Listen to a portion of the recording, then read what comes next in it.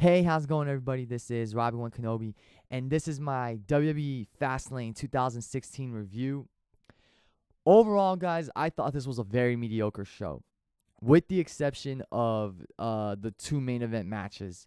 The last two matches on the show were the two best matches of the show. Everything else on this card, even if it was good, was just not enough to save this show. Doesn't make this show a must-see show. This show is definitely worth passing up. Yeah, I mean, there's not really much else I can say, so let's get right down to the review. Now, I normally don't review the kickoff matches, but in this case, I'll make an exception because it was the 2 out of 3 falls match for the United States Championship.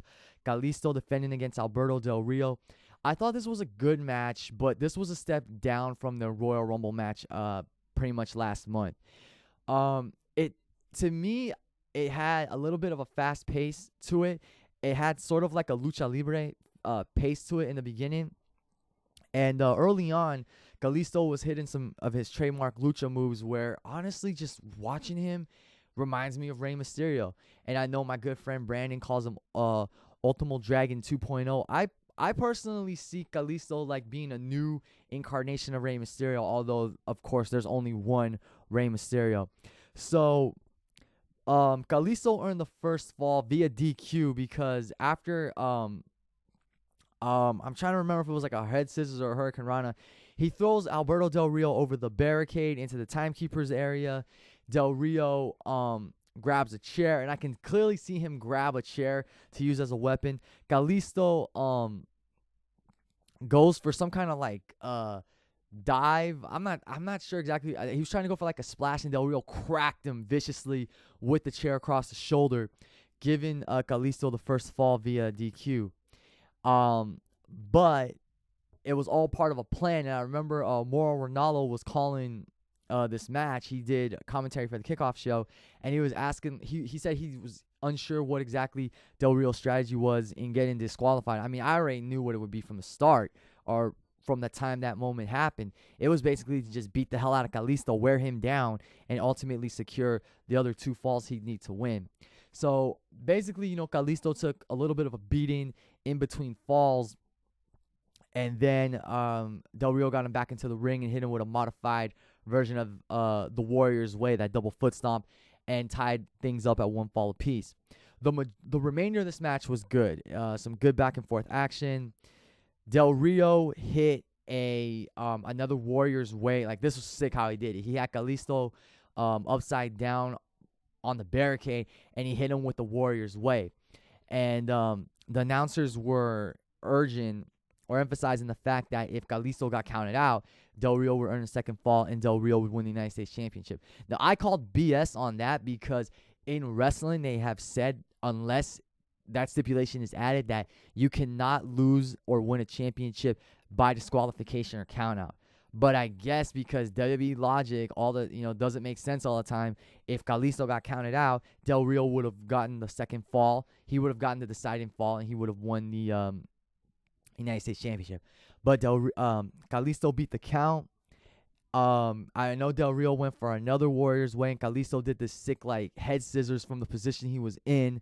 You could call it a head scissors or Hurricane Rana. And then the ending was a unique ending. Kalisto got caught up on the top turnbuckle. It looked like he was trying to go for Salida del Sol. He managed to, I don't know if it was him managing to push himself off with his feet or Del Rio trying to counter, but what ends up happening is Del Rio hits his head on the turnbuckle, and Kalisto rolls him up for the 1-2-3 to earn the deciding fall in the match and retain his United States Championship. So it was, like I said, it was a good match. It wasn't better than their Royal Rumble match. I feel like it was a step down from the Royal Rumble match, but still a good match. 3 stars as always. Match ratings are down below in the description box. And all I have to say is, why, and I have to ask this question again, why the hell was this match on the pre-show, on the kickoff show? Why was this match not featured on the main card? There's one match in particular that could have been replaced by this match. There's one match that could have been on the kickoff show and been replaced by Kalisto versus Del Rio, 2 out of 3 falls. And I'll get to that match towards the end of my review because it happened towards the end of the show. But in terms of the main card, we kicked off the show with, and I was surprised when this match was announced first. Sasha Banks and Becky Lynch versus Naomi and Tamina. Yes, the Divas kicked off a pay-per-view for the first time in I don't know how long. Anybody listening to this, if you know, let me know down below when was the last time the Divas kicked off any WWE pay-per-view. Like, I don't even remember when. It must seem like ages, centuries, whatever. But this was a good opening match. It wasn't like a show stealer or anything, but the match did what it needed to do. A good opening match to set the pace for the rest of the show. And I was happy to see Becky, Sasha, Tamina, and Naomi get to shine in a match like this. You know, when you're given the task of opening any wrestling show, you do have somewhat of a big responsibility because you want to get the crowd into the show. And the crowd was heavily behind Sasha. She was red hot with the crowd. I did like the storytelling in the match with Naomi and Tamina being family, and they have their I can't believe I'm gonna say this, unity. And then you have Sasha and Becky, who they're not friends, they're more like rivals, but they're coming together to ultimately take down two common foes. So you could see not animosity, but you could see the difference in unity between Sasha and Becky and Tamina and Naomi. Early on, Sasha started off the match, and then Becky got a quick tag, and they didn't go at it, but you could see like they weren't seeing eye to eye with each other. Like I said, it was a good opening match. When Sasha got the hot tag, she was on a roll. She was she did this really cool, I think I've seen her do it before in NXT, this double knee senton when she was Irish whipped by Naomi. She had Tamina, excuse me. She had Naomi in the bank statement. Tamina broke it up. And then there was this moment where it looked like Tamina may have botched the ending. I'm not sure because Naomi caught Sasha with the rear view, that butt bump move. And I don't know if Tamina, she didn't trip, but I don't know. She seemed out of place with that fall. And Sasha, the way Sasha kind of kicked out, got her shoulder up, was kind of weak. But in the end, Sasha and Becky made Naomi and Tamina tap out to their respective submission moves, the bank statement and the disarm her for the win. Like I said, good opening tag match. And now I'm hoping that Sasha and Becky get that well-deserved Divas Championship opportunity at WrestleMania 32. Kudos to the four women for putting on a good tag match, 2.25 stars. And like I said, I hope this leads to Sasha and Becky getting that big Divas Championship opportunity at WrestleMania 32. Next, we had the Intercontinental Championship match. The newly crowned champion Kevin Owens defending against Dolph Ziggler. This was a good match. I was very surprised with the hard-hitting approach this match took. And, like I said in my predictions video, guys, I think this match would have been a little more better, a little more significant if Owens and Ziggler hadn't wrestled over 100 somewhat times. This technically was the 11th or 12th time they've wrestled each other. And it was pretty much, the same things we've seen in the past 10, 11 matches they've had against each other. Still good action, good back and forth action. Ziggler took a little more of an aggressive approach in this match, which I said surprised me. There was a moment where Kevin Owens was trying to go for that apron powerbomb, and Ziggler countered with a Hurricane Rana that threw Owens face first into the steel stairs. That was towards the end of the match. Earlier, Ziggler took this nasty bump in the corner. Basically, Owens Irish whipped him, and Ziggler bounced off so hard from the turnbuckle, he might have suffered whiplash from that. I mean, the replays in slow motion showed that his shoulder was underneath the turnbuckle and the ropes when his chest collided with the turnbuckle. It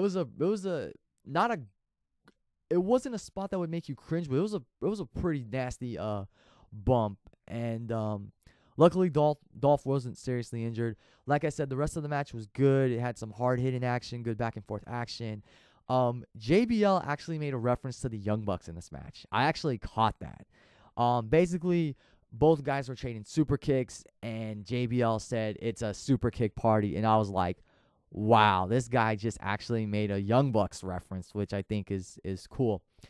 But in the end, Kevin Owens retained with the pop-up powerbomb, kind of like a mini pop-up powerbomb, so to speak, because he just like he picked Ziggler up and then just like threw him to himself and popped him up and pop-up powerbomb. So Kevin Owens retains the Intercontinental Championship. Now the question is, where does he go from here? What are the plans for Kevin Owens for WrestleMania 32? He's been rumored to face The Undertaker at WrestleMania 32. But obviously the Intercontinental Championship wouldn't be on the line. So I got to believe that Kevin Owens is either going to face AJ Styles or Sami Zayn with the Intercontinental Championship on the line. Either match would be great. Obviously, Zayn and Owens would continue the feud that they started in NXT, continue the feud that's been going on for years since their days in the Indies, especially in ROH. But Kevin Owens versus AJ Styles would also be a great match because remember, Kevin Owens eliminated AJ Styles from the Royal Rumble match last month. And he even mocked AJ Styles' entrance and everything when he eliminated him. And he said, "Welcome to the WWE, Styles." So if it's AJ versus Owens or Zayn versus Owens for the Intercontinental Championship, I'm all for it. If it's Zayn versus Owens for the Intercontinental Championship, let that be a ladder match. I know they can't call it ladder war, but of course, Zayn and Steen are famous for the ladder war they had in ROH. So either match for the Intercontinental Championship, whether it's Owens and Styles or Owens and Zayn, I'd love to see at WrestleMania 32.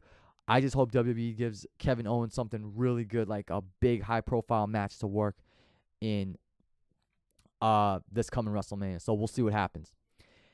Next, we had the six-man tag team match. Big Show, Kane, and Ryback versus the Wyatt family. Now, I said I really did not care at all for this match, but this match ended up being... It ended up being solid. I'll say that. It ended up being very solid. Well, maybe that's being a little too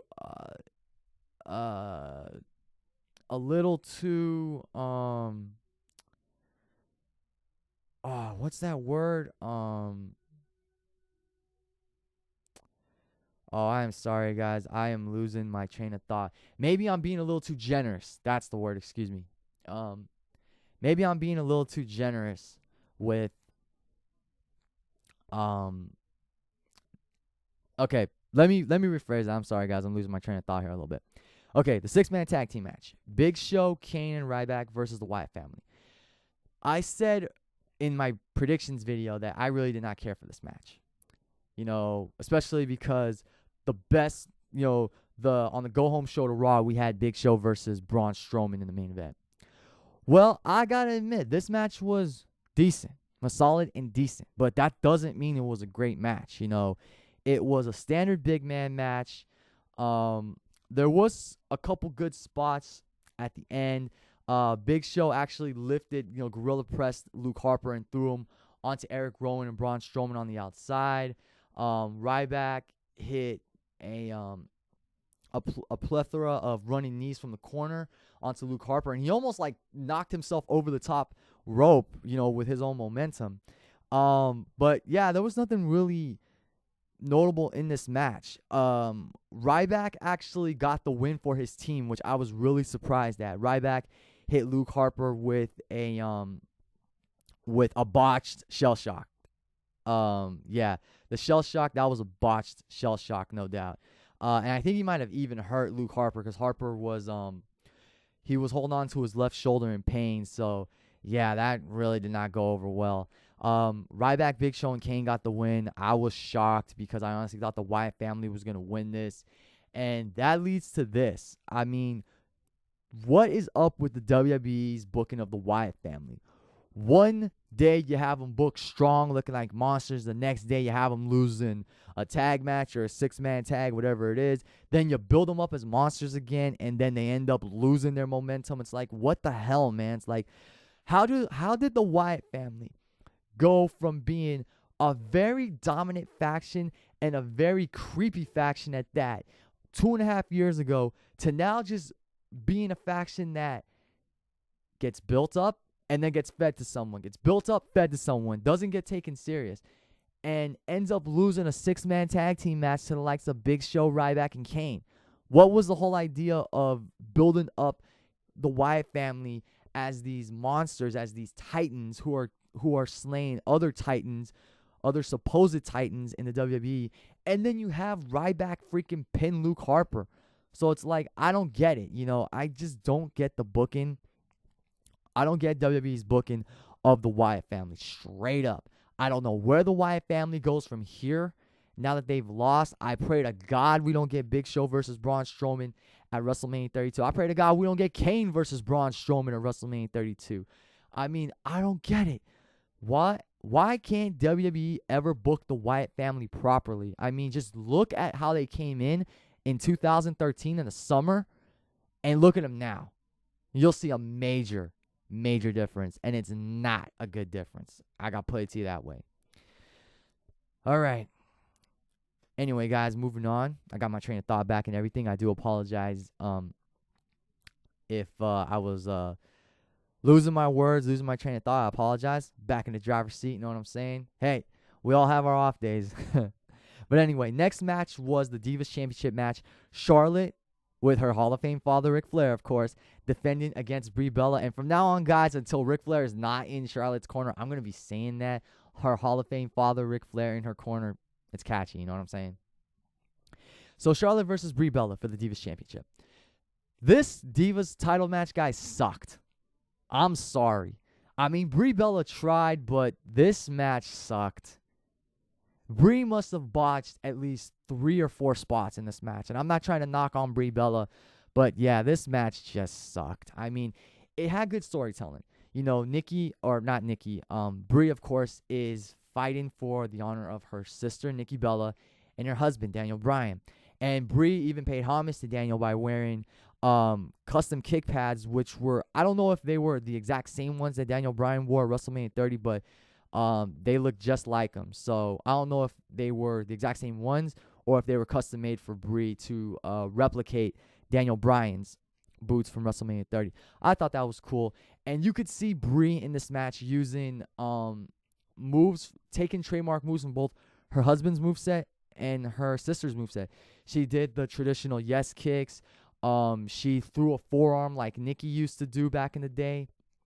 And by back in the day, I mean like almost 2 years ago. But yeah, man, I just could not get into this Divas match because there was just spots that were sloppy and botched, and I just couldn't get into it. I mean, I have to give props to Charlotte and Brie Bella for telling the story that they did in this match and trying to put on a good match. But other than that, it was just, this match really sucked. I mean, I really hated the ending. Let me explain the ending, because this just irritated me, because it could have been a lot better and Brie could have gone out a lot stronger. So basically, Brie has Charlotte in the yes lock, and then you can see Ric Flair in the corner trying to get involved, interfere in the match. And then Brie transitions from the yes lock into a single leg crab, which surprised me. I thought maybe she would have gone for a Boston crab or a sharpshooter or something. I don't know. But that surprised me. And she has Charlotte in a position where she's not close to the ropes. She's not necessarily in the middle of the ring, but she's in a bad position because she can't reach the ropes. And I don't know what the hell happens. I don't know if Charlotte was trying to wiggle her feet out and use her momentum to counter Brie or whatnot. But what ends up happening is Brie Bella ends up getting thrown into the ropes. Charlotte traps her in the figure 8. Brie Bella is like fingertips away from the ropes, or maybe not even that close, but she's close to the ropes, okay? And instead of trying to reach the ropes, she just taps out. I feel like that made Brie Bella look really weak in this match, especially with the 2-week build that this match has had following Daniel Bryan's retirement. So yeah, I just really felt bad for Brie Bella that the match ended like that. I mean, she should have gotten to the ropes.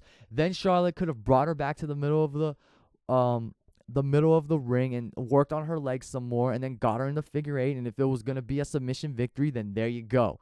At least Brie tried to fight the pain and, fight out of the hole. But in the end, she ends up just tapping when she's, not too far away from the ropes. So I thought that was a really stupid ending. It made Brie Bella look weak.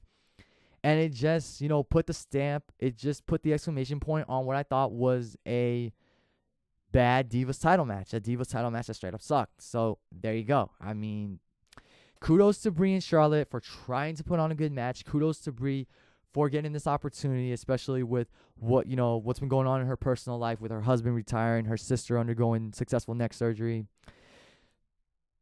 I just feel real bad that WWE booked that ending the way they did. I mean, they ended up booking her weak when she was starting to get over with the crowd and she was being portrayed as an underdog. So I feel bad for Brie Bella, and that's pretty much all I have to say about that. Charlotte retains. Let's just hope we get Charlotte versus Becky versus Sasha at WrestleMania 32. I do not want to see another Charlotte versus Brie Bella match, but knowing WWE, they'll do this match again sometime, whether it's on Raw, SmackDown. They'll do it again before WrestleMania. I know it. So, yeah, here's looking at a potential Charlotte, Becky, and Sasha match at WrestleMania 32 because that's the Divas Championship match we fans deserve. Next, we had the first of the two main event matches and the first of the two best matches on this card. AJ Styles versus Chris Jericho, the rubber match between these two. Hashtag AJ versus Y2J3. And believe it or not, they didn't even use that hashtag during the pay-per-view or try to encourage us to use it when, talking about it on social media. This match was a great match, guys. Just a straight-up wrestling match between these two. They went back and forth. There was a couple botches here and there, but this match was great. I knew this match would deliver. Speaking of botches, there was one move where AJ went for that trademark flip where he lands behind the guy and he gets him with a he drills him with the reverse DDT. It was cool to see that move because he did it off the ropes instead of off the turnbuckle, but he botched it a little bit. But that was still cool to see because I remember thinking to myself, is WWE going to really let AJ do certain moves like that? And hey, what do you know? He got to do it against Jericho. Yeah, he botched it. I'm sure he'll work on it some more with other wrestlers he faces off against in the future. But that was really cool to see because I know he used to do that a lot in ROH and New Japan Pro Wrestling. So that flipping reverse DDT was just cool to see. Jericho trying to get AJ into the walls of Jericho and AJ flipping him around with a Hurricane Rana counter like that. I mean, it was just awesome. They just went back and forth, and you could see this aggression coming out of Jericho. You could see this frustration, so to speak, because he feels like ever since AJ Styles came into the WWE, he's been the talk of the town. And you got a guy like Jericho who's been a veteran in this business for many years. And AJ's been a veteran too, for 18 years in the professional wrestling game. And, Jericho feels like, oh, I've been here so much longer than AJ Styles, yet this new kid comes in and he's the talk of the town.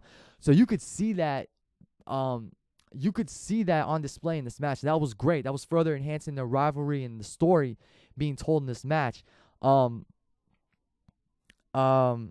was one really cool counter from Jericho where AJ was trying to go for that trademark springboard lariat, and Jericho actually did the springboard drop kick and knocked AJ off the ropes, and AJ landed face first. And I thought maybe, well, not maybe, but I was just saying, ooh, AJ's so lucky he didn't land in a worse position. He didn't land hard or land the wrong way because that could have done some serious damage to his neck and his face. But he took the fall fine. Towards the end, Jericho locked in the walls of Jericho. He trapped AJ in the walls of Jericho. AJ got to the ropes, and then Jericho brought AJ to the outside with like a Cesaro kind of swing, which that was kind of botched too because AJ didn't connect with the barricade. When Jericho swung AJ missed the barricade, so his head took the brunt of the force, the brunt of the swing, the brunt of the damage, so to speak. And then AJ got trapped in the Lion Tamer. Now the Lion Tamer is when Jericho has his knee like down on the guy's neck. So it's a modified Walls of Jericho, but that's when he has the knee down on his opponent's neck. So he did like a modified Lion's Hammer on the outside, which I thought was cool. You know, we got some more great back and forth action between these guys. And the crowd was hot, red hot for this match. It was, 50-50. You know, half the crowd chanting for AJ, half the crowd chanting for Jericho. Towards the end, AJ countered the Walls of Jericho in another Walls of Jericho attempt into the Styles Clash. He connected with it and got a very close near fall. And it was cool to see him execute the Styles Clash because lately he's been using the calf crusher or calf killer, however you want to call it, to win matches. And I started saying, is WWE going to ban the Styles Clash now? Because he just used it on Curtis Axel. What, are they deeming that move dangerous too? And if that was the case, I would have called bullshit on that. And I would have said that was ridiculous. But AJ got to use it, and then he rolled over into the calf crusher. And Jericho kept moving his hand up and down, and I was just watching there on the edge of my seat thinking, is he going to tap? Is he going to tap, or is he going to make it to the ropes? In the end, AJ Styles forced Chris Jericho to submit and ultimately won the rubber match, ending their series at 2-1. After the match, AJ celebrated, and Jericho looked like he was ready to punch AJ in the mouth. He looked like he was going to turn heel and, savagely attack AJ. And as he was turning around, Jericho, he looked like he was going to punch AJ. And AJ was like, come on, you want to do it? You want to do this once more? And Jericho stopped, and he extended his hand, and AJ accepted his hand, and they shook hands in a sign of mutual respect. So I hope for now that this is the last time AJ and Jericho, I hope this is the last time they face off against each other until maybe SummerSlam or Survivor Series. Because here's the idea I have in mind. This would be so cool. This is fantasy booking right here. Oh, excuse me. So the idea I have is between SummerSlam and Survivor Series, I see AJ Styles becoming the WWE World Heavyweight Champion. Most likely SummerSlam, because that's one of the big 4 pay-per-views. So the idea I had was this. AJ wins the championship at SummerSlam. Jericho returns around Survivor Series time, or maybe even Hell in a Cell, and he wants another crack at AJ, and he does whatever he has to do to get a crack at AJ for the WWE World Heavyweight Championship, and they go on to headline Survivor Series and TLC. Or you could do it Hell in a Cell, Survivor Series, and TLC. Jericho could win the championship at one of those events. AJ could win the championship back at another, and then the rubber match or their final match of this year could be at TLC, and no matter who's champion and challenger, AJ could win that and end 2016 as WWE World Heavyweight Champion. That's just my personal opinion. That's just fantasy booking that came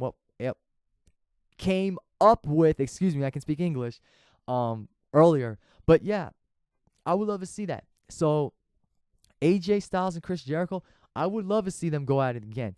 But I don't want to see them go at it again, literally on Raw or on SmackDown. Let's wait a few months.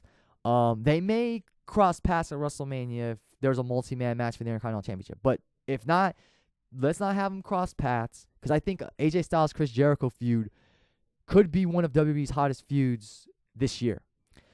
Let AJ win the championship at SummerSlam. Let Jericho come back around Hell in a Cell or Survivor Series. Have them feud to ultimately close out 2016. And in the end, you can have AJ come out on top. Maybe give the title to Jericho in the first match. AJ gets it back in the rematch.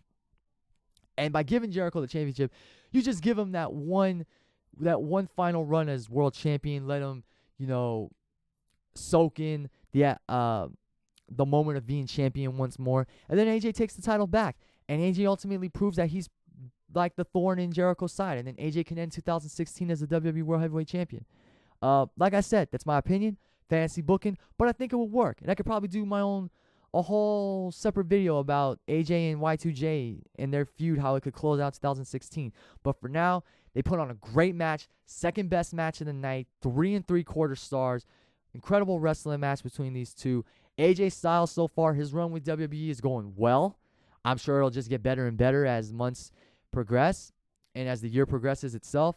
But he's off to a good start. He's wrestled Jericho, Axel, The Miz. he hasn't really had bad matches yet. So we'll just see how things go from there. But I can only see things getting better for him. After that, we had the Cutting Edge Peep show hosted by Edge and Christian. Of course, the New Day were their guests. This segment started off good, but then when the League of Nations came out, because Edge was talking about how Sheamus said he was gonna kick Xavier Woods' arse, or he said the New Day could kiss his arse. The New Day started talking crap about the League of Nations, and then the League of Nations came out, and they wanted to fight with the New Day, and the New Day left, and then they were trying to pick a fight with Edge and Christian. Edge and Christian left, and then they said that the fans in Cleveland, Ohio, were going to get those fans with the benefit of flash photography would get a 5-second post from the League of Nations, or the League of Dumbasses, as Edge called them. But I don't even get the point of that segment. I mean, part of it was to promote Edge and Christian's new show on the WWE Network, but I honestly don't get the point. I thought maybe Enzo and Cass were going to debut, and they were going to step up as the new challengers for the New Day at WrestleMania 32. But, I mean, the League of Nations? Who wants to see the New Day versus the League of Nations at WrestleMania 32? This is what I was saying during my predictions video, that the main roster's tag team division is very dry. Edge and Christian aren't coming back. Edge is retired. Christian's pretty much retired. They're not coming back for one more match. Because if they did a ladder match with the New Day and Edge took one bad bump, he's done pretty much. He's paralyzed. Especially if it's a severe neck injury, So, what are you going to do now? You can't do the Wyatt family versus the New Day, because I honestly thought if the Wyatt family won that 6-man tag team match, you could build them up as challengers and they could face the New Day. You do have the Dudley Boys. You do have the Usos. You could do a triple threat tag team table match, or if Tyson Kidd and Cesaro are able to make it in time for WrestleMania 32, you could do a fatal 4-way ladder match with those 4 teams for the tag team championships at WrestleMania. But this is pretty much why I've said the tag team division on the main roster is dry, because the New Day has beaten every team on that roster: the Ascension, the Lucha Dragons, the Usos, the Primetime Players, and so forth. So the only formidable team that I could see challenging the New Day at WrestleMania 32 is a dream team between Kalisto and Neville. If they join forces and challenge the New Day, I could see them, if built right and pushed right, I could see them being the next top contenders for the New Day's WWE Tag Team Championships. If not, I most likely see the Usos, the New Day, and the Dudley Boys facing off in a triple threat tables match or a triple threat TLC match, which I would be for. But if it happens, either the New Day retains or the Dudley Boys win and get a WrestleMania moment. I do not want the Usos to win the tag team championships. I love that team, but I don't want them winning the tag team championships. That's a whole other video I could do on why the main roster's tag team division is so dry. But if I was booking WrestleMania 32, I'd do one of two things. Either have the New Day fight Kalisto and Neville, because that's a tag team that's never been seen before, and that would be a strong union of 2 cruiserweights joining forces against the New Day, or do Usos, New Day, and Dudley Boys in a triple threat tables match, ladder match, or TLC match, and go from there. I'm sure a triple threat ladder match or TLC match with those 3 teams would be great. It'd be a kick-ass match. So I'm up for that, or I'm up for Kalisto and Neville versus the New Day. I do not want to see, though, the New Day versus the Wyatt family versus the Ascension versus the League of Nations versus the Usos versus the Dudley Boys in tag team turmoil. And I damn sure do not want to see the League of Nations versus the Usos at WrestleMania 32. End of story. All right, guys, so let's wrap this review up. Now we get to the main event. The triple threat match with the winner going on to face Triple H in the main event of WrestleMania 32 for the WWE World Heavyweight Championship. Roman Reigns versus Brock Lesnar versus Dean Ambrose. This match was awesome, guys. I didn't say this in my predictions video for Fastlane 2016, but I was excited for this match. I felt like it would be an awesome triple threat match, especially with the 3 combatants in this match. It was awesome. Hard-hitting action from the start. Brock Lesnar, once again, showing why he's the freaking beast incarnate, dominating Lesnar and Reigns early on, taking him to Suplex City. I mean, Roman and Ambrose joining forces, of course, as brothers to eliminate the beast, giving him not 1 but 2 Shield-style powerbombs through the announce tables. And I honestly thought they would have given Brock a 3rd one through the German announce table because that was all that was left. The action was great. Brock, like I said, taking both guys to Suplex City. Once Brock was taken out of the equation, Roman and Ambrose went at it. You could tell the crowd was strongly or heavily behind Dean Ambrose. They were booing Roman Reigns once again. Ambrose was the clear fan favorite going into this match, and Brock was fan favorite too, but not a lot of people believe Brock was going to win the triple threat match to face Triple H for the title at Mania. I mean, just a great main event. I loved the action from start to finish. The story of Brock being the dominant beast, Roman and Ambrose joining forces to eliminate that beast, and then ultimately going at it against one another. There was a moment where Brock was going for the F5 and Roman speared him, but it didn't even have the impact of one of his trademark spears, one of his signature spears. It was more like a tackle or whatnot. But Brock F5'd Roman, Brock F5'd Ambrose.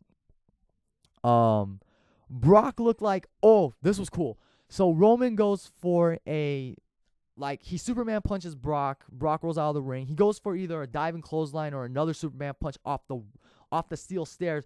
Brock catches him in midair, and I'm thinking he's gonna F5 Roman through the Spanish announce table, because this was prior to the first powerbomb. And then Ambrose caught him with a low blow. And I don't know who pointed this out, but Brock Lesnar, his kryptonite seems to be low blows. Like, Undertaker's kicked him low, Dean Ambrose has caught him off guard with low blows, and that ultimately stabilizes him. But yeah, just great action from the start. The 2 Shield-style power bombs through the tables were great. And I honestly wanted to see them put Brock through the German announce table just for fun, because that was the only table left standing. Everybody makes the joke about the Spanish announce table getting broken. Well, hey, why don't they put Brock through the freaking German announce table? And then to further solidify their stamp on the match, Roman and Ambrose bury Brock underneath the remnants of the English announce table, which I thought was cool. But before you know it, Brock comes back and he catches Roman, who has Dean up on his shoulders for a Samoan drop. He catches him in a German suplex. So he's German suplex both those guys. Just picture it. Roman's going for a Samoan drop. Brock catches him from behind. Ambrose is still on Roman's shoulders. Brock throws him with a German suplex, and both guys go crashing down at the same time. I mean, Ambrose is lucky he didn't break his neck. And let's talk about Dean Ambrose, guys. He was coming for a fight against Brock Lesnar, and Brock Lesnar was suplexing him all over the ring. And you got to give kudos to Dean Ambrose for willing to step up to Brock Lesnar and wanting to fight him.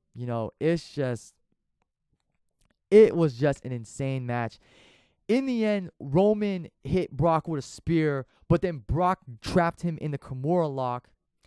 And you know what's funny? I don't ever remember Brock locking in the Kimura lock at all during the match at WrestleMania 31 with Roman.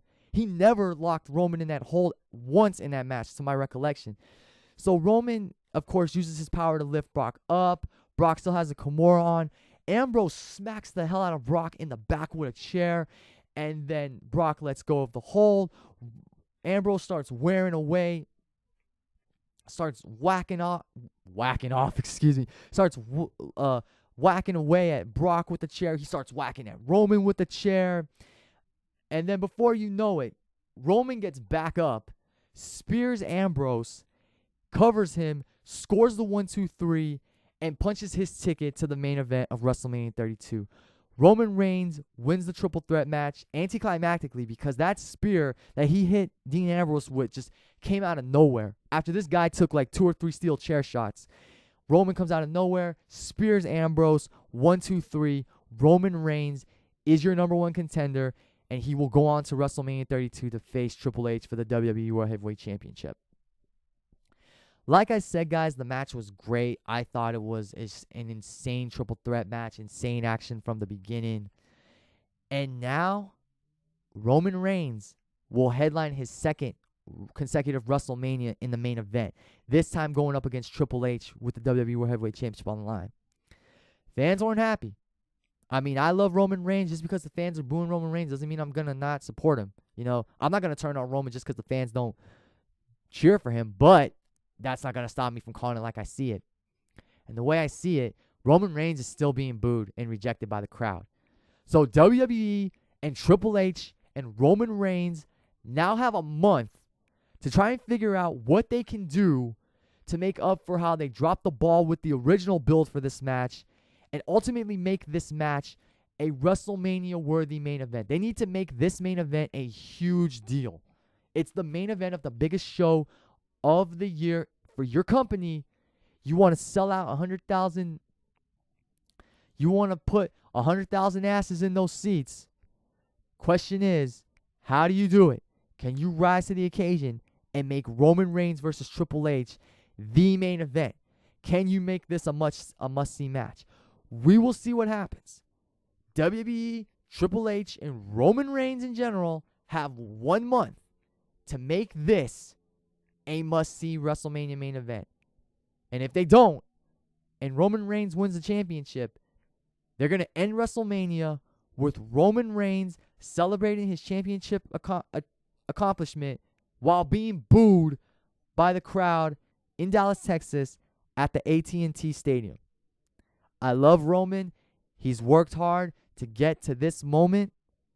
Now the question is, where do they go from here? Can he find what he's missing to ultimately connect with the WWE Universe? He had it back at TLC, and because of recent booking, he's lost it again. And this is the same predicament he was in a year ago going into WrestleMania 31. But this time, he's worked hard to get to the position that he's in. He's better prepared for it compared to last year. We're just going to have to wait and see as the road to WrestleMania continues. 1 month. 1 month pretty much left for this match to really get the build that it needs and for Roman Reigns to really get the push and momentum that he needs to ascend to the top of the WWE, to be accepted by the fans once again, and to establish himself as the top star in the company and as WWE World Heavyweight Champion. We will see what happens. The stare down between Triple H and Roman at the end of the show, though, was cool. The way Triple H held up the championship, looking Roman in the eye, saying, now you're in my yard, boy. You want this? You got to come and take it from me. But it ain't going to be easy. I guarantee you I'll knock you down with everything I got. That got me excited. So now we have to see what happens with Monday Night Raw and SmackDown and everything else from there on the road to WrestleMania 32. So overall, guys, I'm going to give Fastlane 2016 a 5.5 out of 10. Like I said, this show was very mediocre. It's not worth watching other than AJ versus Chris Jericho and the triple threat match between Roman, Dean Ambrose, and Brock Lesnar. Those two matches, the two best matches of the night. The match of the night would have to go to the triple threat match. But like I said, the two best matches of the night, AJ Styles versus Chris Jericho and Roman Reigns versus Brock Lesnar versus Dean Ambrose. Those matches are worth checking out. Other than that, skip this show. Not worth watching. And now the road to WrestleMania continues.